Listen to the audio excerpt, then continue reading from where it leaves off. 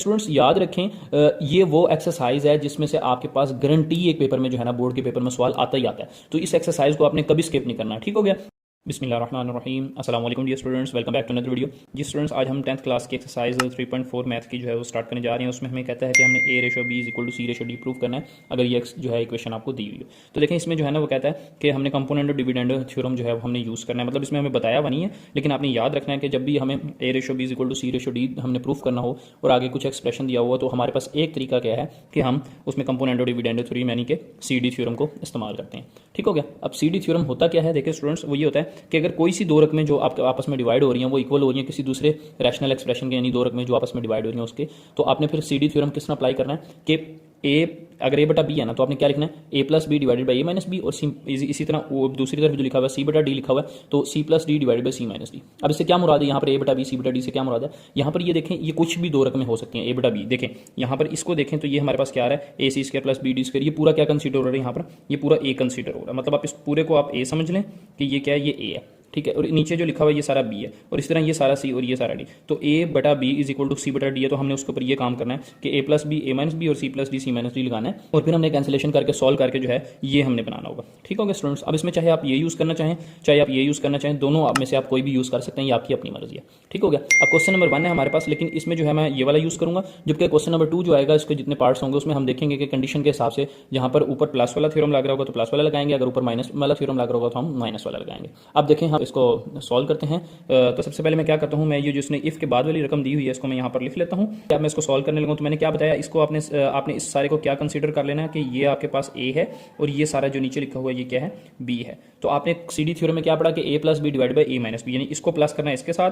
तो देखें ये सारा a ये आ गया, उसके बाद प्लस b यहाँ पर लिखना है, b क्या है, ये जो नीचे सारा लिखा हुआ है, तो a c square minus B D square, ये a प्लस बी आ गया ऊपर, और नीचे से हम इसी तरह क्या लिख लेना है, a माइनस b। देखें a plus B a minus B, अब यहाँ पे a क्या आ रहा है, ये मैंने a लिख लिया, फिर मैं माइनस लगाऊंगा और फिर मैं ये नीचे वाला b। अब देखें याद रखें, जब भी माइनस लगाना ना तो आगे अगर माइनस के आगे आपने जो रकम लिखनी है, अगर वो 2-3 रकमें हैं, देखें यहाँ 2 रकमें हैं, तो फिर आपने क्या लगानी होगी, ब्रैकेट लगानी होगी। अगर ब्रैकेट नहीं लगाएंगे तो आपका जो है वो आंसर कैलकुलेशन में मिस्टेक करेगा और आंसर गलत आएगा। तो a माइनस बी मैं लिख रहा हूँ, देखें यहाँ पर a माइनस बी, तो ये a लिख लिया, फिर माइनस, अब ये मैं b ये वाली रकम लिखने लगा इज इक्वल टू। अब देखें यहाँ पर हमने क्या ये सारा कंसीडर क्या कर लेना है, ये सारा हमारे पास क्या आ रहा है, इसको हमने c कंसीडर कर लेना है, और ये जो नीचे आ रहा है इसको हमने क्या कंसीडर कर लेना है, d। तो देखें अब c प्लस, ऊपर हमने कौन सा लगाया, प्लस वाला लगा रहे हैं, तो c प्लस डी। तो c प्लस डी का मतलब कि ऊपर जो लिखी हुई है उसको हमने प्लस कर देना है किसके, ये जो d नीचे वाली रकम लिखी है उसके साथ, तो मैं प्लस कर देता हूं, तो c cube minus D cube, और नीचे फिर मैंने क्या करना है, देखें c माइनस डी मैंने अप्लाई करना है, तो ये c ऊपर वाली रकम c cube plus D cube, और फिर माइनस मैंने लगाना है फिर नीचे। अब देखें यहाँ नीचे 2 रकमें, तो माइनस के बाद फिर मैं क्या लगाऊंगा, ब्रैकेट लगा लूंगा, तो ये मेरे पास क्या आ गया, c cube minus D cube. अच्छा स्टूडेंट्स याद रखें, ये वो एक्सरसाइज है जिसमें से आपके पास गारंटी एक पेपर में जो है ना, बोर्ड के पेपर में सवाल आता ही आता है। तो इस एक्सरसाइज को आपने कभी स्किप नहीं करना। ठीक हो गया। तो देखें अब हमारे पास यहाँ तक ये हो गया। अब हमने इसको क्या करना है, मजीद सॉल्व करना है। तो देखें ए सी स्क्वायर और ए सी स्क्वायर ये आपस में क्या हो गया, जमा हो रहे हैं, एक ये आ रहा है एक ये आ रहा है, तो ये मिलके कितने हो जाएंगे, 2 टाइम्स हो जाएगा, 2ac स्क्वायर आ गया। और इसी तरह ये प्लस का बी डी स्क्वायर माइनस के बी डी स्क्वायर से कैंसिल हुआ, ये पूरा वैल्यूज पूरी वाली से कैंसिल होगी, और नीचे माइनस को अंदर मल्टीप्लाई करें तो ये ac square plus B D square minus ac square, और माइनस माइनस क्या हो जाएगा, प्लस हो जाएगा, तो बी डी स्क्वायर आ जाएगा इज इक्वल टू। अब यहाँ पर देखें, यहाँ पर ये प्लस माइनस का डी क्यूब प्लस के डी क्यूब से कैंसिल हो रहा है, और सी क्यूब और सी क्यूब आपस में प्लस हो रहे हैं, तो कितने हो जाएंगे, 2c क्यूब हो जाएगा। और नीचे इसी तरह ये जो माइनस आ रहा है इस माइनस को अंदर क्या कर दें, ये वाले माइनस को अंदर मल्टीप्लाई कर दें, तो माइनस का सी क्यूब। अब देखें माइनस को मल्टीप्लाई करना है अंदर, तो क्या मतलब है कि अंदर के साइन चेंज करने हैं, यहाँ प्लस का सी क्यूब था, कोई साइन ना हो तो प्लस होता है ना, तो यहाँ पर बाहर क्या हो जाएगा माइनस, या माइनस का डी क्यूब था, यहाँ पर क्या हो जाएगा प्लस का डी क्यूब।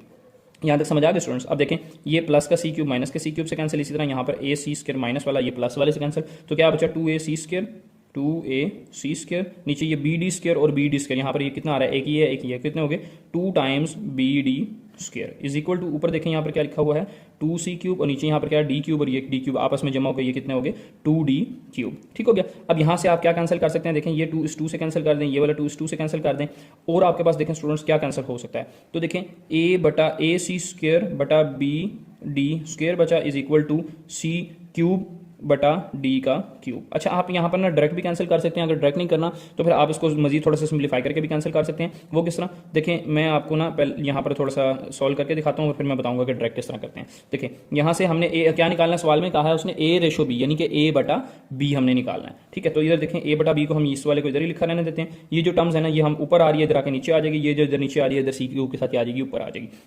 तो यहाँ पर फिर क्या बचा, ए बटा बी इज इक्वल टू ये सी क्यूब बटा डी क्यूब पहले था, ये सी स्क्र ऊपर आ रहा था इधर ए के साथ, इधर आके यहाँ पर क्या हो गया नीचे मल्टीप्लाई हो गया सी स्क्र, और ये डी स्क्र यहाँ पर नीचे आ रहा था बी के साथ मल्टीप्लाई हो रहा था, उधर जाके यहाँ पर क्या आ गया ऊपर आ गया, तो डी स्क्र आ गया यहाँ पर।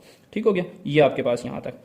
अब इसमें से कैंसिलेशन करें, देखें सी स्क्र 3 में से कटा तो एक सी बच गया, डी स्क्र 3 में से कट गया डी की तो एक डी बच गया। तो प्रूव क्या हो गया कि ए बटा बी इज इक्वल टू सी बटा डी, ये हमने प्रूव करना था। इसको आप रेशो की शक्ल में लिखना चाहिए, a ratio b is equal to c ratio d, तो दोबारा से फिर आपके पास ये वाला एक्सप्रेशन बन जाएगा। अब देखिए मैं बात कर रहा था कि यहाँ पर डायरेक्ट भी हम इसको जो है वो कैंसिल कर सकते हैं। किस तरह देखें, सी स्क्र है, यहाँ से सी स्क्र जो है इक्वल टू के बाद ये क्या लगेगा सी क्यूब, 3 में से काट के यहाँ पर क्या हो जाएगा 2 हो जाएंगे, क्यों, क्योंकि ये इधर मल्टीप्लाई होता है, उधर आगे डिवाइड होगा, डिवाइड से फिर ऊपर लेके आएंगे, पावर के साइन चेंज होंगे, बेस सेम है, पावर ऐड हो जाएंगी, 3 माइनस 2 हो जाएगा, 3 में से 2 गया 1। तो डायरेक्ट भी करना चाहिए, कोई इतना मसले वाली बात नहीं है। सी क्यूब या सी स्क्र और क्यूब को आपस में आप काट दें, यहाँ पर 1 लिख दें, इस तरह डी स्क्र को और डी क्यूब को आपस में काट दें, यहाँ पे क्या लिखना है 1 लिखना है। लेकिन याद रखना है कि तब कर सकता है जब ये यहाँ पर आपको पता हो कि ये दोनों सेम प्लेस पे आ रहे हैं, ये नीचे आ रहा है तो ये भी नीचे आ रहा है, और ये क्या है, ये ऊपर ये जो ब्रैकेट इक्वल टू डला हुआ है ये दरमियान में इक्वल टू डला होना चाहिए, ये नहीं कि दरमियान में मल्टीप्लाई डला और आप उसको जो है यहाँ नीचे वाले को नीचे से काट रहे हो, तो ये काम नहीं करना। ठीक हो गया, ये था हमारा क्वेश्चन नंबर 1। अगर क्वेश्चन समझ आया काइंडली वीडियो को लाइक करके मेरे चैनल को सब्सक्राइब भी कर दें और बेल आइकन को प्रेस कर दें, ताकि इसी तरह की नहीं आने वाली वीडियोस आप तक आसानी पहुंचते रहें। मिलते हैं नेक्स्ट वीडियो के अंदर, तब तक के लिए अल्लाह हाफिज़।